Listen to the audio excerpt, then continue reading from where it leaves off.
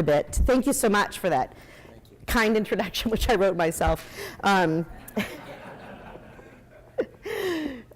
delighted to be here with you this afternoon, and especially delighted to be talking to the technical track, because at Dale Carnegie, 100 years, 8 million people, 80 languages, 80 countries, 35 languages. Among the most important things we do is talk to people that don't have, an automatic affinity to public relations and marketing. And so engineers, technical people are among the most important groups that we work with. And I can tell you from my political background, I have probably a unique experience that very few Canadians can share, which is to say that I worked for one of the only politicians in Canada who was not only an engineer but also held his master's in mathematics, and that was Dave Johnson at Management Board of Cabinet for the provincial government of Ontario. And, I had a background in public relations and writing, and he had a background in math and science. One day, because I got stuck doing more work than I should have been doing, I somehow ended up being the unofficial scheduler, and I sent him to the wrong building for a meeting with the Deputy Minister of Health. And as I was flying between the legislature and Whitney Block, I saw him flying in the other direction with the Deputy Minister, and I said to him, "Minister, where are you going? You're supposed to be meeting the Deputy Minister of Health." And he said, "The meeting is in the legislature, not in Hepburn Block."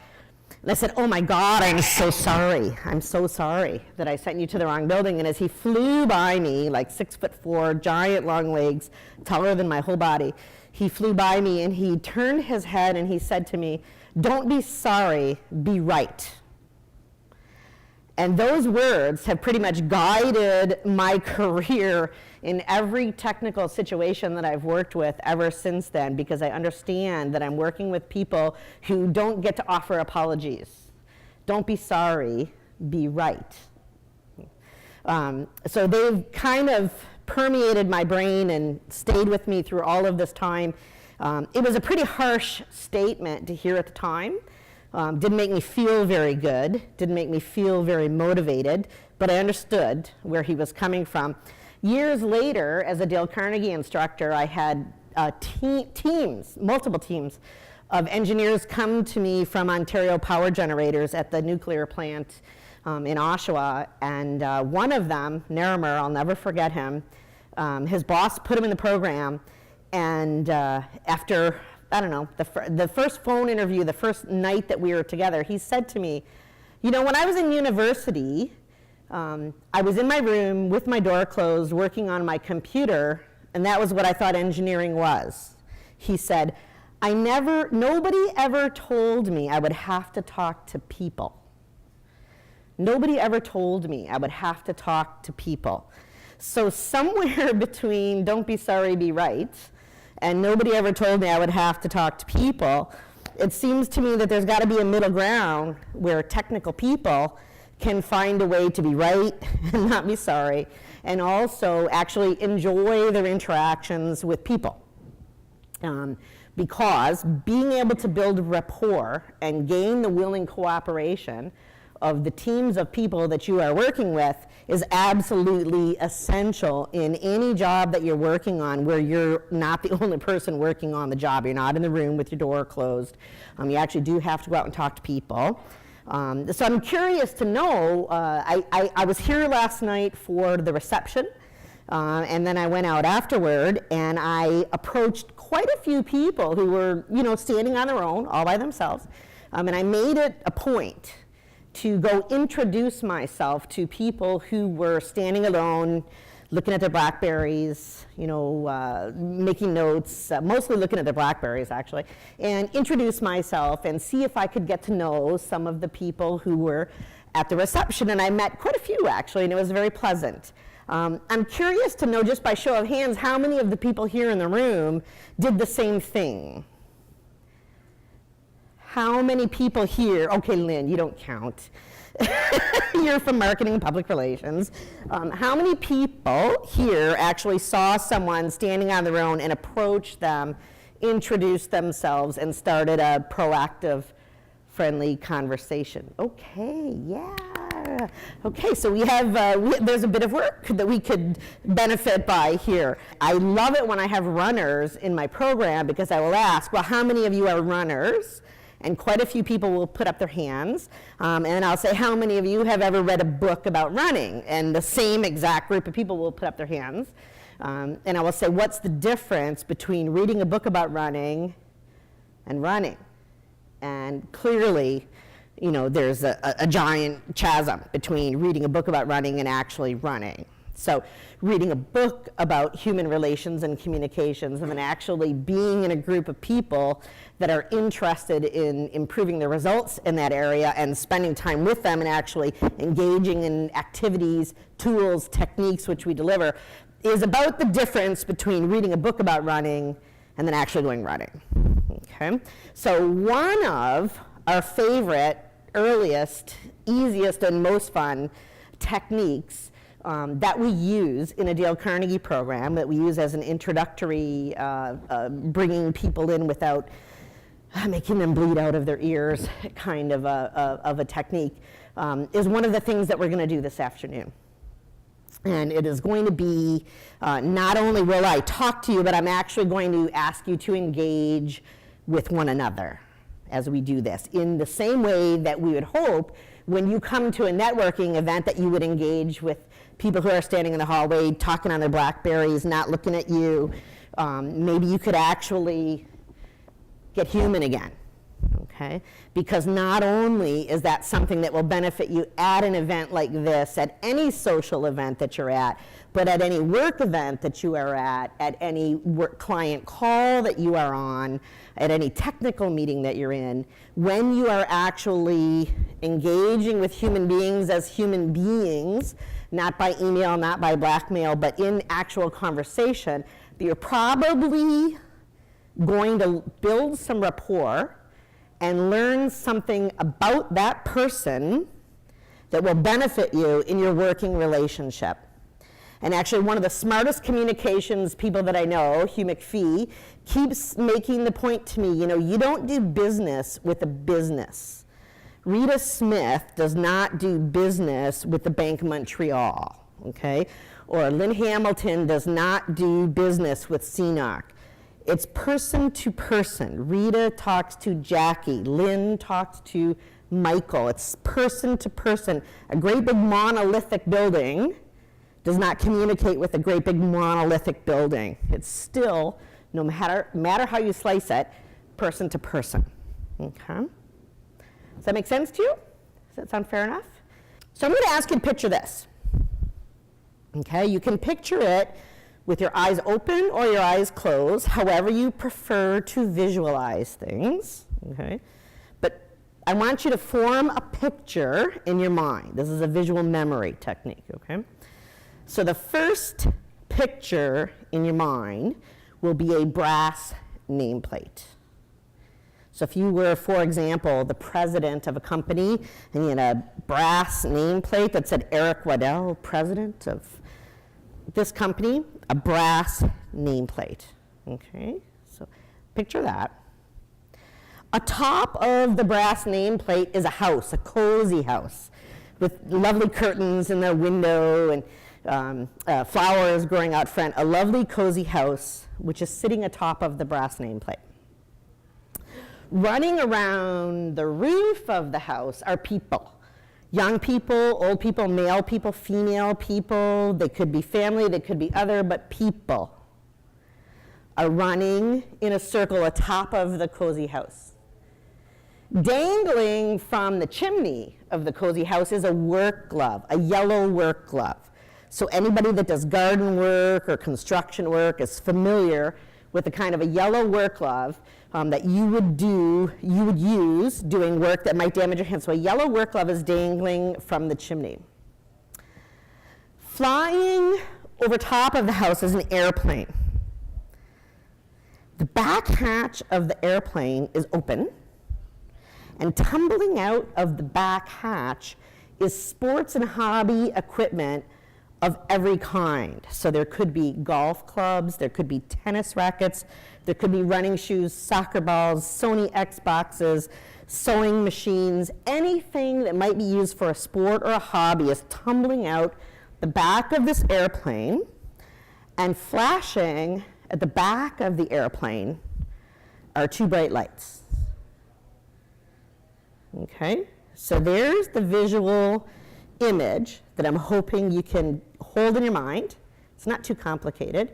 I'm going to ask you to give it back to me. So the first item I gave to you was brass nameplate. And on top of it, cozy house. Running on the cozy house, people of all kinds, all ages, male, female. Dangling from the chimney, yellow work glove. Flying atop of the house, an airplane with the, and what's falling out the hatch? Okay. Throw me out some sports and hobby stuff that I didn't give you. Hockey sticks. Oh, how did I miss that? Hockey sticks. Yeah, basketballs. Pardon? Rugby ball. Go All Blacks. Yeah, my best friend's from New Zealand, and she's so pleased. Oh, sorry. Okay, so rugby balls, hockey sticks, and then at the back of the airplane, two flashing lights. Okay. So that's a pretty nonsensical stack of stuff, right? Nothing seems to have anything in contact, anything in common with the item before it. So this is what we call at Dale Carnegie the conversation stack. And now I will tell you what each of these things represent. But just before I do that, is there anybody here who wants to take a challenge and actually give me the stack back from memory? Anybody? No? No takers? Okay. Okay, the nameplate. What does the nameplate represent?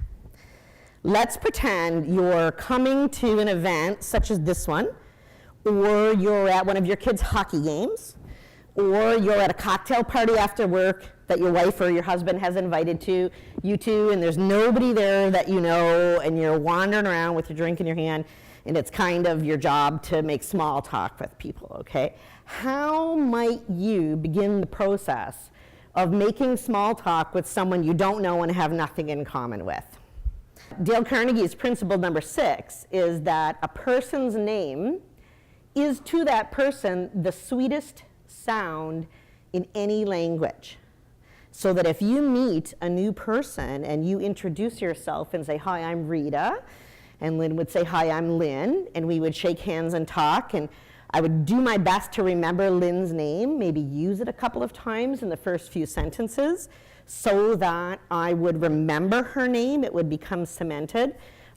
Two things would happen there, and what do you think they might be? Anybody?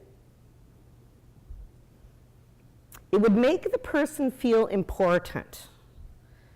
When you meet someone, and that someone not only goes to the trouble of asking your name, but remembers your name and uses your name, you feel as though you have made an impression upon that person. So if you walked 50 feet that way toward the bar to get another beer, and you're coming back and you're looking for something else, and you happen to say, "By the way, Kevin, can you point me this way?" Kevin automatically feels a little bit special because I remembered his name. And as Dale Carnegie would say, it's not a trick, it's not a parlor game to remember a person's name. What it means is that they have made an impression upon you and they are important to you. So at a networking event or a business meeting or a cocktail party, in any case where you offer your name and ask the other person's name, you are likely to take the first step in building rapport because people feel important when you remember their name and you use their name.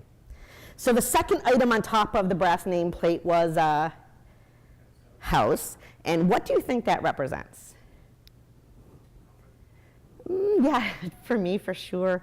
Where do you live? Do you live around here? I know last night, every single person I met I thought, I might meet somebody from Vancouver or Nova Scotia. Where are you from? Everybody was from Toronto. The farthest flung person was from Scarborough. Still, everybody was from Toronto. It's a great second question in a conversation. Are you from here? Are you from elsewhere? Where are you from? Do you live around here? Where is your home? That could be, in any conversation, a way to take off on something that is relevant and important to that person. Certainly, if you've lived in Toronto for the last month and you go anywhere on planet Earth and you say, I'm from Toronto, they're going to say, oh, you have the mayor that smokes crack, which might not be your favorite conversation to start, but it's a way to start a conversation, right? A lot of times you'll meet people who are not from here, and they're from somewhere else, and the somewhere else that they're from is very interesting. When my son moved to England, which was its own big story, his first girlfriend was from Zimbabwe, I think. And there could be endless stories about why a person would move from Zimbabwe to England and find a guy from Canada. And, so where do you live? Do you live around here? Do you like your neighborhood? Would you recommend that other people move there? Is your local representative an idiot? Like, people will bring that forward. They'll talk to you about when they talk about where they live. Are you stuck in traffic every day? And how are the arenas and the parks in your neighborhood? So you can get a lot of conversational mileage out of where do you live.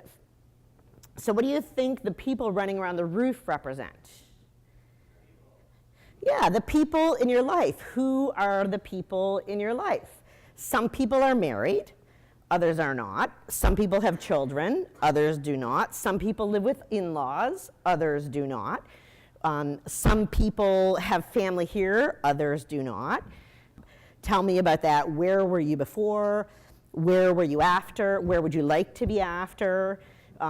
Sometimes I like to ask people, I totally threw my son off with this one 2 weeks ago when I said, what is your dream job? Like, if you don't like what you're doing now, what's your dream job?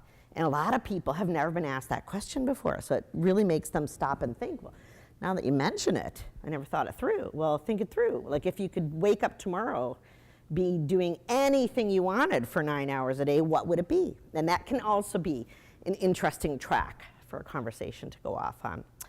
And then we have the airplane flying over top of the house, which represents travel. Exactly. Do you travel in your work? Do you travel for pleasure? Do you enjoy travel? Do you hate travel? Would you like to travel more? Would you like to travel less? Are you one of the believers in the Air Canada slogan, we're not happy till you're not happy? There are some people who will be there will be some people who are very pleased to tell you their travel horror stories, some people who will be pleased to tell you their travel wonder stories. So that's often a good place for a conversation to take off. And then we have the sports and hobby equipment falling out, and clearly that would represent interests. Yeah, what are your interests when you're not at work? What do you do in your spare time? What do you love? Are you a golfer? Golfers will talk forever. Golfers will put this whole room to sleep. Sorry, do we have any golfers here? I probably should ask before I say such a thing. Runners are often the same. Soccer fans are often the same. I have a friend who knits, and honest to God, this woman, she knits pumpkins, she knits cats. I won't even get into the booby beanie, but she knits everything that you can think of, and that is her fascination. Okay, and when she's bored at her job, she'll go on Facebook and say, God, I wish I was home knitting. You can talk to her about that like all day long. So what are your hobbies? What are your interests? And then when you reach like the highest level of a conversation, among the highest levels, without getting really emotionally engaged, are the flashing lights. And what does a flashing light represent in our society? If you get a light bulb over your head, what does it mean? It's an idea, yeah. So when you're talking to people and you've really kind of established a connection, a rapport, you might ask, what are some of the ideas that you think about or believe in? And they're not usually, you don't phrase the question in that way, but you might ask, have you read any good books lately? Have you seen any good movies lately? What kind of music do you listen to? What kind of philosophies do you believe in? Or do you support a particular political party? At that point in time, you've moved from the very basic, what is your name and where do you live, to what are the ideas that you think about. So what is the point of having what is called, we call this the conversation stack, of having a process or a system to give you a framework for a conversation when you're meeting someone new at an event like this, or I used to love them at the arena when my daughter was playing hockey, and their parents would be sitting there that I would feel, I should know these people. I've seen them every week for 6 weeks. I don't know anybody's name. I don't know where they're from, whatever. Using this process to find out a little bit more about those people. And having a process to find out more about people at your work that you've just met, at a networking event, at a client meeting, anywhere, gives you the confidence to begin a friendly conversation in a situation where perhaps you might have felt at a loss before. And one of the things that having a process does is it makes you feel comfortable to do so. Whereas previously you might have not known where to start or not known how things were going to end. Okay?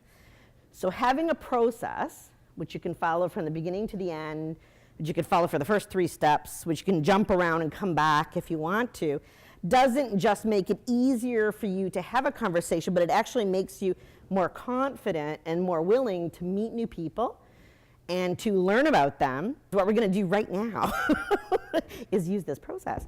What I'm going to ask you to do, now that I've taught you the process, the technique, given you some ideas of where it could be used, I'm going to ask everybody here to find a partner, okay, and have you go through this stack with each other. And it'll take, at the top end, 5 minutes for each, like for both of you together. We'll do about 2 minutes where the first person will be the interviewer, and they'll ask the questions, your name, where do you live, who's in your life, what do you do at work, do you like to travel, what are your hobbies, what are some of the ideas you think about. You'll be the interviewer, and the other person will answer. And then about 2.5 minutes after that, I'll call please change. And I will ask the second person to become the interviewer to ask the questions and have person B answer them, okay?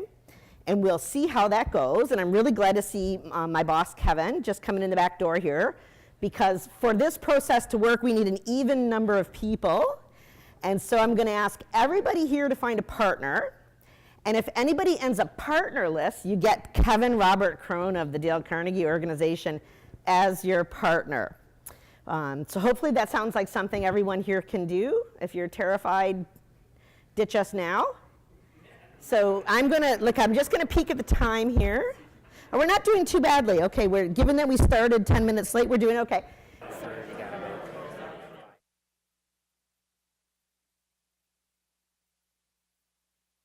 I started more than 10 minutes late. Can you make sure that everybody out there has a partner? Looks okay, eh?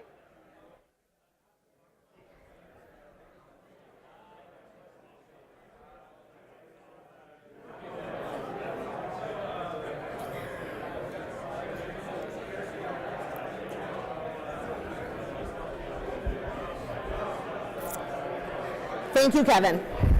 Thank you.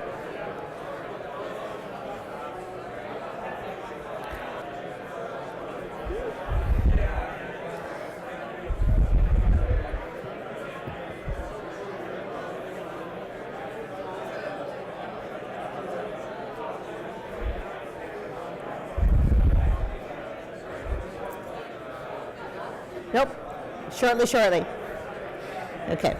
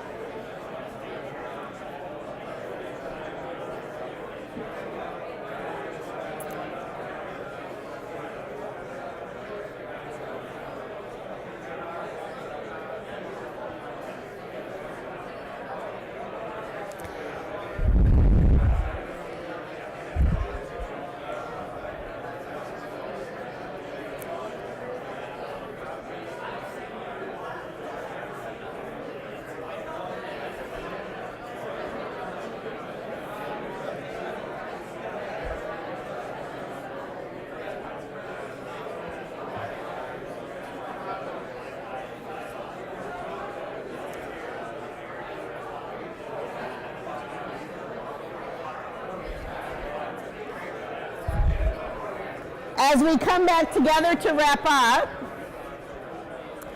wow, I've never seen a group of people leap into conversation so quickly. Everybody looked like they were kind of enjoying themselves,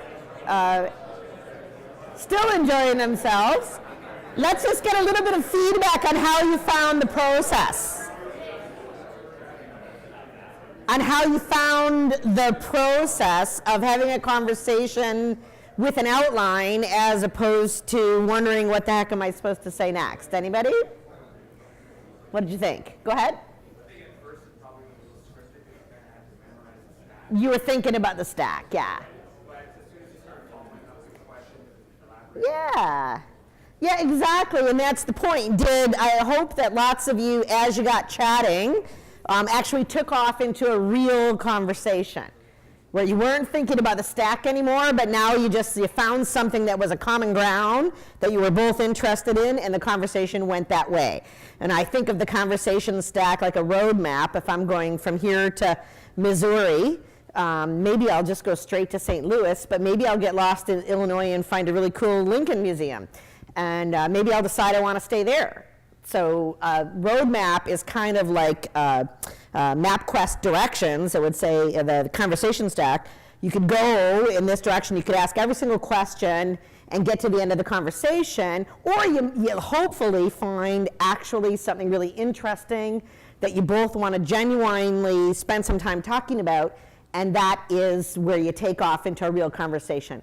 But the goal of the conversation stack is to give you the confidence and the comfort level to actually begin that conversation. And what happens if you go through the whole conversation stack and at the end of it you're not interested in talking to that person anymore and they're not interested in talking to you? Get another drink, just say thank you, it was great to meet you. You finish, you don't have to make it a life goal to drag conversation out of somebody that doesn't want to talk with you. But if you've gone through the process and no genuine conversation has started, then you leave feeling like, wow, I did my best, I did my part, I held up my end of the stick.